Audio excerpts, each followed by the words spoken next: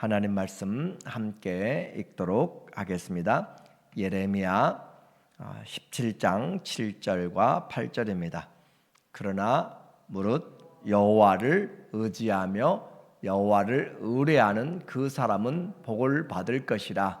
그는 물가에 심어진 나무가 그 뿌리를 강변에 뻗치고 더위가 올지라도 두려워하지 아니하며 그 입이 청청하며 가무는 해도 걱정이 없고 결실이 그치지 아니함 같으리라.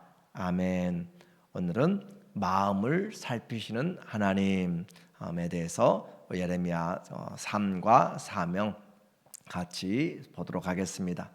우리 16장에서는 하나님께서 예레미야의 삶을 상징적으로 우리에게 메시지로 전하고 있습니다. 그래서 결혼하지 말라라고 하는 것이었고, 또 상가에 조문하지 말라, 그리고 잔치집에 가지 말라라고 함으로써 앞으로 닥치게 될 유다 사람들에 대한 심판의 혹독함을, 잔치도 결혼도 슬퍼할 만한 사람도 없는 그런 환경이 될 것을 말합니다.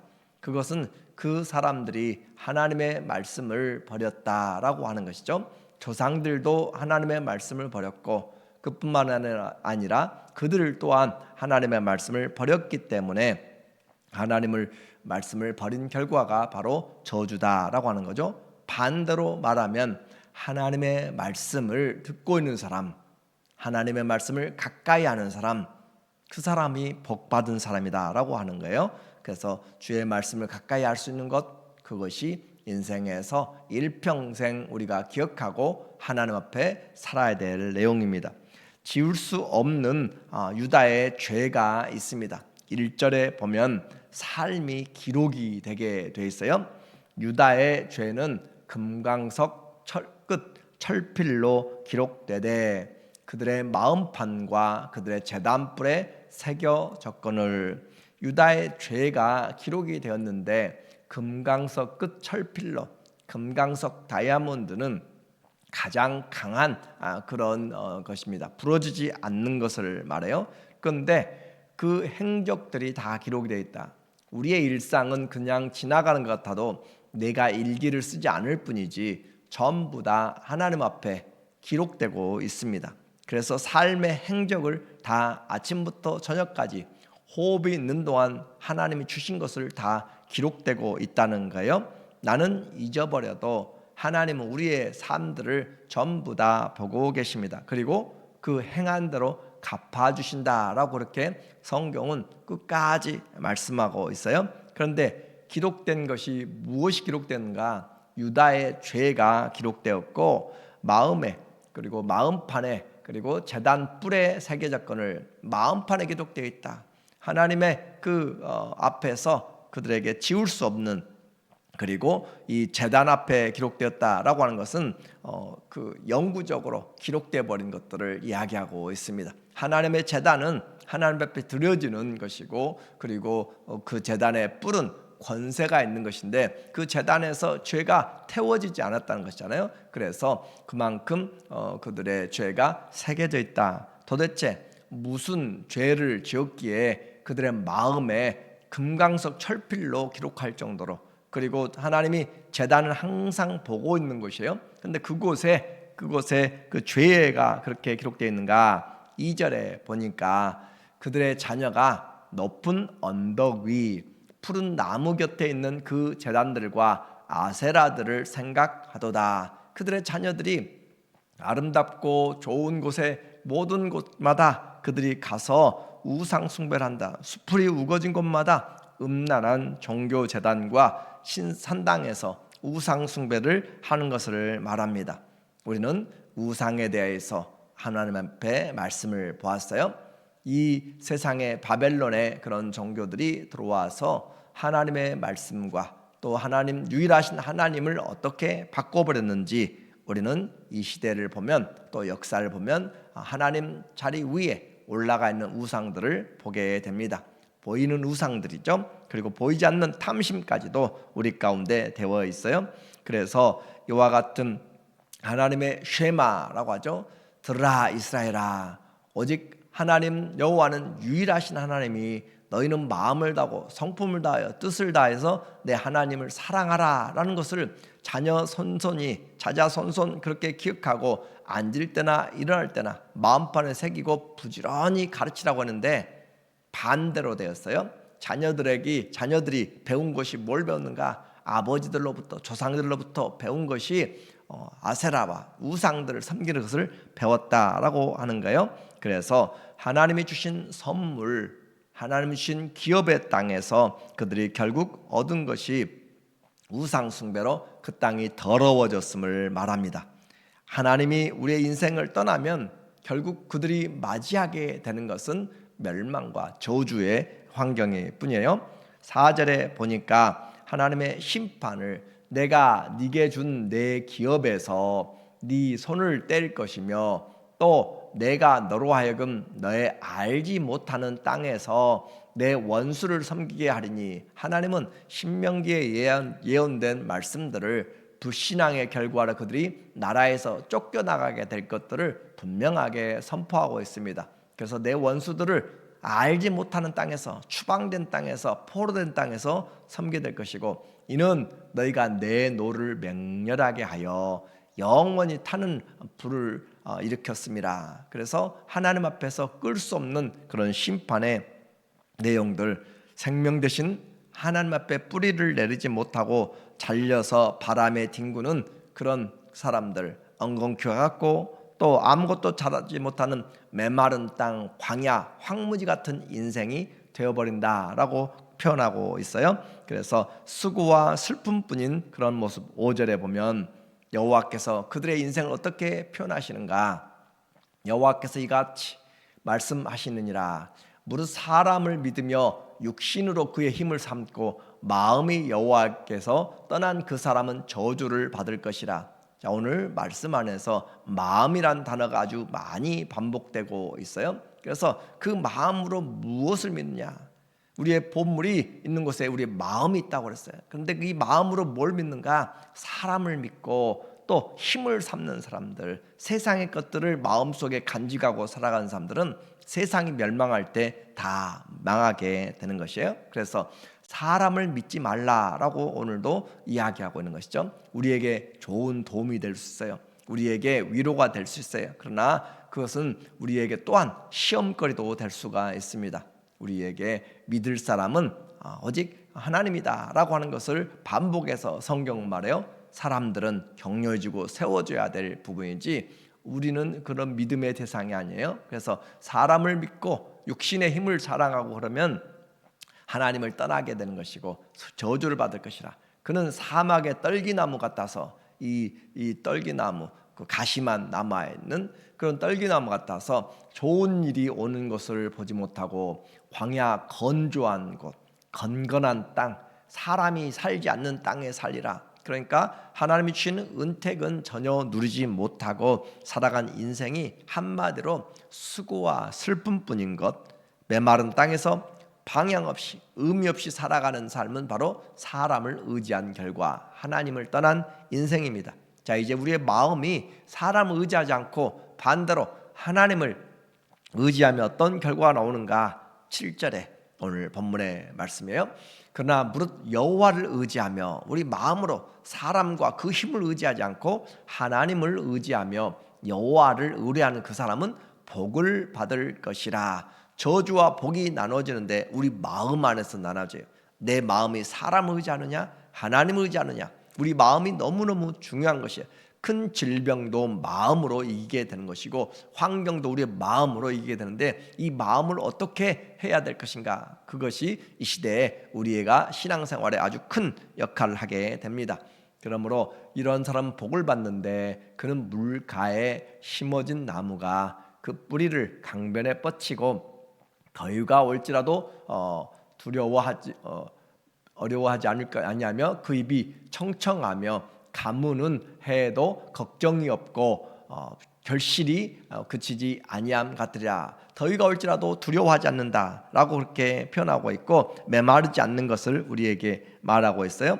그래서 우리의 삶에 폭염이 닥치고 어려운 일이 닥쳐도 잎사귀가 푸르고 철을 따라서 싱싱한 열매를 맺는 우리는 시편 1편에서 시작하면서 복 있는 사람은 분명히 나눠지는 거예요. 악인의 꾀를 악인이 차지한 자리에 함께 가지 않는다. 그리고 오히려 여호와의 율법을 주야로 묵상하는 그 사람들, 즐거워하면서 묵상하는 사람들. 그래서 악인의 길은 하나님이 인정하지 않고 의인의 길은 하나님이 인정하시는데, 의인은 철을 따라서 시절을 쫓아서 시냇가에 심은 나무가 되어 열매를 맺는다라고 반복해서 말합니다. 그러므로 주의 말씀을 우리는 가까이 하고 그 말씀을 우리가 들을 수 있는 것이 복이라고 그랬고, 이 영생도 주의 말씀을 믿을 때 우리에게 영생이 오게 돼요. 구원의 확신 다시 확인해야 될 것 같아요.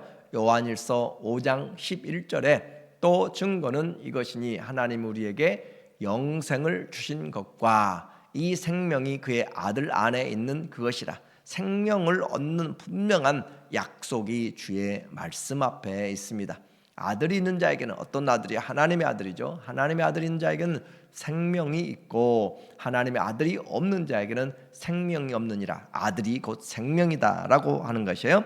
그래서 예수 그리스도의 그 말씀을 우리가 믿는 것이 가장 복된데, 마음은 이제 우리의 마음을 점검을 해봐야 돼. 내 마음 어떤 마음인가? 세상 사람들은 다 자기가 착하다고 생각할 수 있어요. 그러나 하나님은 중심을 보십니다.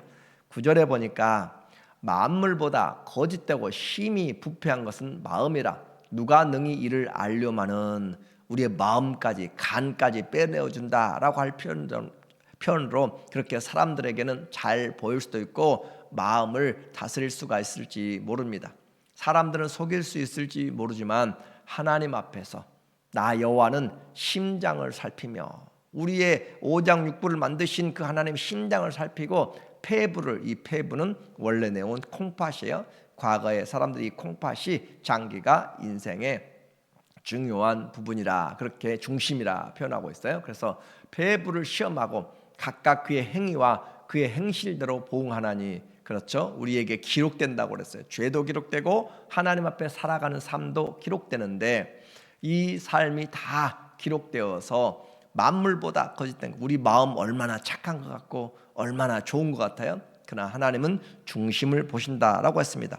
외모에 속지 않고 외식하는 것에 하나님은 속지 않고 아무도 하나님을 속일 수 없습니다. 하나님 앞에서는 만물이 벌거벗은 것처럼 다 드러나게 되기 때문에 우리의 신앙은 하나님 앞에서 살아가는 훈련을 해야 되는 거예요. 그래서 기도하면서 나를 살펴보고 말씀 앞에서 말씀에 거울에 내 삶을 비추어 보고 회개하면서 회개에 합당한 열매를 돌아보게 되는 것이죠. 이렇게 우리에게 믿었던 인생의 그 마음이 가장 부패하다, 이렇게 하고 싶은데 마음은 원한데 그렇게 잘 되지 않습니다. 그래서 그 마음 가운데서 모든 것들이 다 악한 것들이 나오게 돼요. 마태복음 15장 18절에 보면 입에서 나오는 것들은 다 어디서 나와요?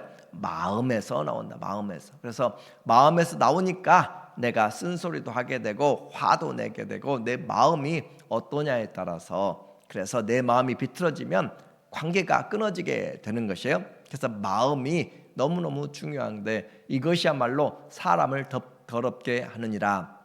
마음에서 나오는 것들이 무엇인가? 악한 생각과 살인과 간음과 음란과 도적질과 거짓 증언과 비방이니, 이 모든 것들이 다 마음에서 나오게 됩니다. 그래서 세상 사람들의 마음 이와 같이 부패되어서 믿을 수가 없다라고 하는 거죠. 그러면 우리는 거듭난 그 마음, 하나님 우리에게 준 새 사람은 의와 거룩과 진리로 지으심을 받은 새 사람, 그 사람은 어떤 마음을 품고 살아야 되는가? 그리스도의 마음을 품으라라고 하는 거예요. 그리스도의 마음, 우리의 마음으로 변화받아서, 그래서 우리에게 그 마음으로 변화되어야만 하나님 앞에 살게 되는데, 부패된 마음에서 나오는 그 사람은 하나님이 계시지 않기 때문에 그의 삶은 망하게 되는 것이고 죄의 길에 살게 됩니다. 그 마음이 변화되지 않은 세상 사람의 그 마음이 어떤 결과를 가져오는가? 13절에 보니까 이스라엘의 소망이신 여호와여. 그래요, 하나님이 소망이에요. 근데 그 소망의 하나님을 버리고 우상에게로 가버렸어요. 오늘 이 시대에도 우리의 신앙은 하나님이 소망이세요. 예수님이 우리의 구원이세요. 그런데 성령님이 우리와 함께 하시는데 그 하나님을 떠나서 마음이 물질로, 명예로, 다른 것들로 향하고 탐심으로 향하게 되면 안 되는 것이고, 그래서 이스라엘의 소망이신 여호와여, 무릇 주를 버리는 자는 다 수치를 당할 것이라. 무릇 여호와를 떠나는 자는 흙에 기록이 되오리니 이는 생수의 근원이신 여호와를 버림이니이다. 예레미야는 계속해서 이 하나님이 생수의 근원이라, 생명을 살리신다라고 그렇게 말씀하고 있어요. 그리고 그렇게 하나님을 버리고 살아간 자는 흙에 기록된다. 자, 우리에게 1장을 시작하면서 금강석 철필로 유다의 죄가 기록되었어요. 그런데 그렇게 살아가는 인생, 죄로 말미암아 살아버린 인생은 어디에 기록되는가? 흙에 땅에 기록돼요. 그 흙은 먼지잖아요. 그 흙은 사라지는 것이에요. 흙의 사람으로 썩어지고 끝나게 되는 것이에요. 그래서 우리의 인생이 이와 같이 흙으로 끝나버린 인생, 그리고 죄로 기록돼서 끝나버린 인생이 되면 안 됩니다. 우리는 하나님의 형상과 모양으로 창조되었기 때문에 우리 안에 그리스도의 그 마음을 품어야 되고, 그리고 예레미야는 또 하나 강조하는 것이 있어요. 너희가 이와 같이 신앙이 무너져간 가장 큰 원인이 뭔지 아느냐? 하나님의 말씀을 버렸다고 그랬잖아요. 그 말씀의 핵심이 뭔지 아느냐? 하나님의 안식일을 버렸다. 안식일을 제대로 지키지 않았다. 21절, 여호와께서 이와 같이 말씀하시되 너희는 스스로 삼가서 안식일에 짐을 지고 예루살렘 문으로 들어오지 말며. 이미 첫 계명은 이야기했어요. 하나님 외에 우상을 섬겼고, 그리고 하나님을 섬기는 것이 가장 중요한 것이 안식일을 거룩히 지켜서, 우리는 그 안식일이 쉬는 날로만 생각하는 것이 아니라 창조의 하나님을 기억한다라고 했잖아요. 시간이 가면서 이 창조를, 시간을 만드신 하나님, 이 하나님을 기억해야 되는데 그 하나님을 제대로 지키지 못했다. 안식일도 일하면 돈 벌 수 있어요. 주일도 일하면 여러 가지를 할 수 있어요. 그런데 그렇게 살면 안 된다는 것이잖아요. 하나님 앞에 구별하라. 그래서 안식일에 짐을 지고 다니면서, 또 22절, 안식일에 너희 집에서 짐을 내지 말며 어떤 일이라도 하지 말고 내가 너희 조상들에게 명령함 같이 안식일을 거룩히 할지어다. 안식일은 거룩하게 하라, 구별시켜라 라고 하는 거죠. 그렇게 해서 단순히 쉬는 것이 아니라 하나님을 기억하고 그 하나님이 우리에게 준 것을 우리가 잘 보게 되면 우리의 인생이 하나님 앞에 다시 새로워지는 것이에요. 세상에 바빠요. 바쁠수록 우리는 이 주의를, 바쁠수록 예배를 지켜야, 예배를 드려야 하나님의 목적에서 빗나가지 않고 내 마음이 세상에 부패되지 않습니다. 예배에 등한히 하는 사람은 믿음에 성숙할 수가 없습니다. 예배에 전쟁을 하는 사람, 예배를 정말로 하나님 앞에 준비한 사람은 그 심령이 하나님 앞에 갈급하게 되고 그는 이미 은혜를 받기 시작한 사람입니다.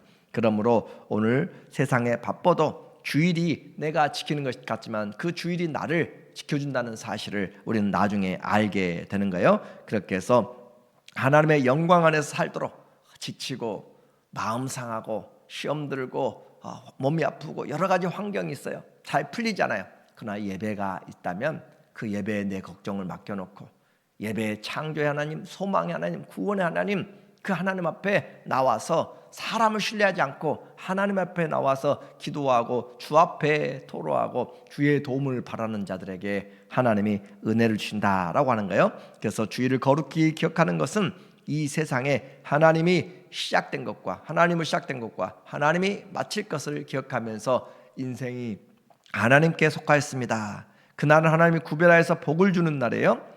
반대로 주일을 잊고 사는 사람, 자기 생활에 바쁜 사람은 하나님이 주신 은혜가 아니라 자기 인생의 삶을 살게 됩니다. 문제는 이 사람들이 하나님의 말씀을 가볍게 여겼다는 것이에요. 이와 같은 안식일을, 하나님의 첫 계명, 이 모든 것들을 다 가볍게 여겼다. 오늘날 우리는 얼마나 말씀을 무겁게 듣는가요? 카보드, 하나님의 영광은 무겁다라는 것이에요. 하나님의 말씀을 무겁게 들을 줄 알아야, 아버지의 말씀을, 부모의 말씀을 무겁게 들을 줄, 선생님의 말씀을 무겁게 들을 줄 알아야, 그래야 인생이 올바로 가는데, 진리의 왕이시고 만왕의 왕, 만주에 주신 하나님의 말씀을 가벼이 여겼던 사람들, 이 사람들이 이렇게 예레미야가 외쳤지만 그들은 어떻게 들었는가? 23절 그들은 순종하지 아니하며 귀를 기울이지 아니하며 그 목을 곧게 하여 목이 뻣뻣하다는 거예요. 듣지 아니하며 교훈을 받지 아니하였느니라. 하나님의 말씀 앞에 양육되지 않으면 인생의 신앙 절대 성숙하지 못합니다. 주의 말씀을 무겁게 들을 줄 알고, 그래서 그 말씀을 우리는 보면서 내 마음이, 우리의 인생이 기록되고 있어요. 내 마음에 하나님이 어떤 것들을 기록하고 있는가라고 하는 거예요.